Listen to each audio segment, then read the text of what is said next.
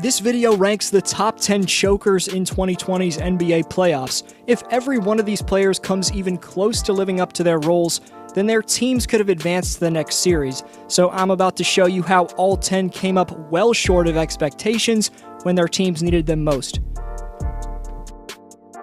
Just want to say I appreciate every one of my subscribers for the consistent support. If you're new here and enjoy this video, make sure you hit subscribe for NBA hot takes, predictions, and stories every few days.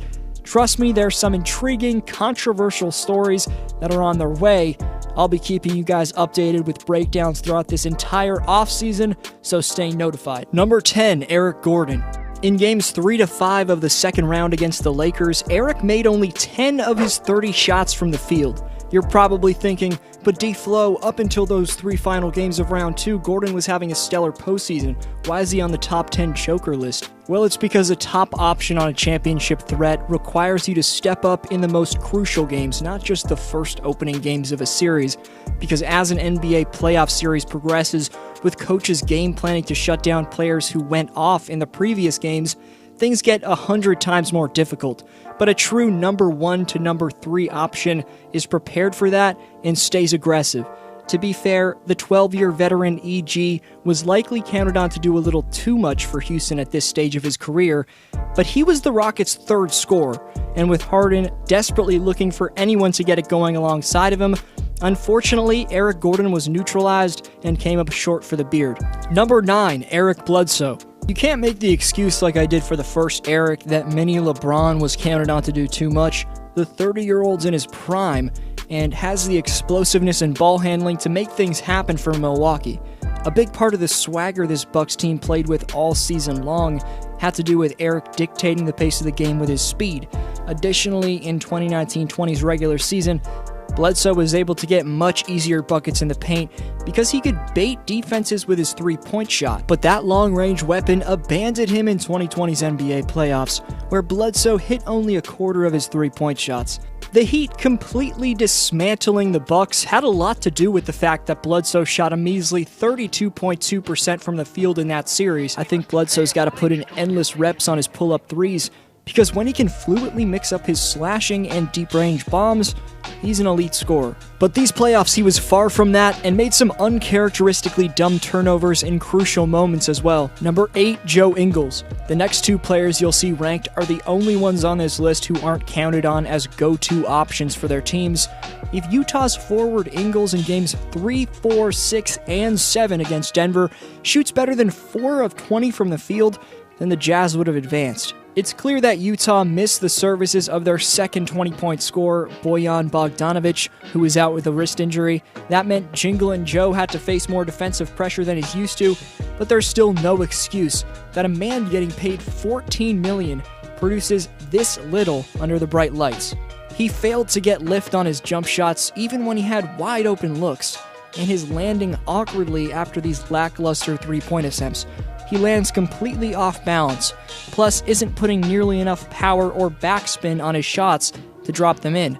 Ingles may have to slightly reconstruct his shooting release because it's failing him when he needs to be contributing the most. Number 7, Maxi Kleber.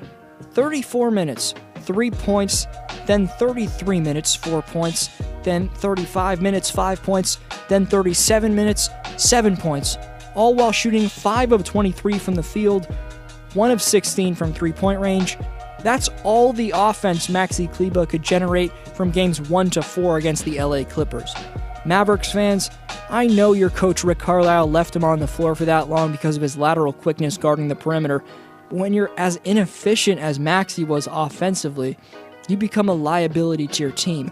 Whoever was guarding Maxi for the Clippers was able to divert their attention to stopping Luka Doncic, which made it tougher for Carlisle's offense to thrive. Given his stats dropping off nearly across the board from the regular season, it's safe to say the Mavs power forward Kleber let the pressure get the best of him. Kleber was trusted to step into a bigger role with Kristaps Porzingis being out and averaged 6.7 points in 33.8 minutes. Number 6, Kawhi Leonard. Something didn't feel right in these playoffs. Last year, even though he's been known for showing a lack of emotion, it was clear Kawhi Leonard enjoyed playing with his teammates. Veterans Kyle Lowry, Serge Ibaka, Danny Green, and Marc Gasol meshed on the floor with Kawhi beautifully, but more than that, It was clear the Claw felt motivated and generally enjoyed producing for those guys. Fast forward to Uncle Dennis's decision to join the Clippers, and Leonard found none of that companionship with his new team in LA. Not only did the Clippers prove to be an extremely dislikable team with their playoff antics, but they couldn't hold their own without Kawhi going off. So because of that, and the fact that I'm a Raptors fan, it pains me to put Kawhi Leonard on this list. However, we've debated if Leonard's the best player in the league ahead of LeBron, so we have to hold him to those standards. The best player in the world doesn't let his team forfeit a 3-1 series lead, first of all, and only shooting 50% from the field in 2 games of a 7-game conference semifinal series doesn't put you in the same sentence as King James whatsoever. Shooting 6 of 22 from the field with 14 points in Game 7 is inexcusable as well. Despite that, I still think Kawhi is the second best player in the world. But Kevin Durant's coming back next year, so to maintain that status, Kawhi's going to have to be his Raptors self in the 2021 playoffs. Number 5, Giannis Antetokounmpo. This is a quick one. Yes, he injured his ankle, but the Greek Freak's lack of an in-between game and deep-range jump shot got the best of him these playoffs.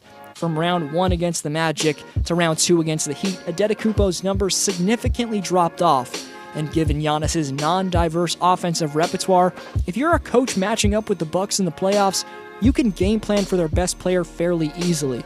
Number 4, Russell Westbrook.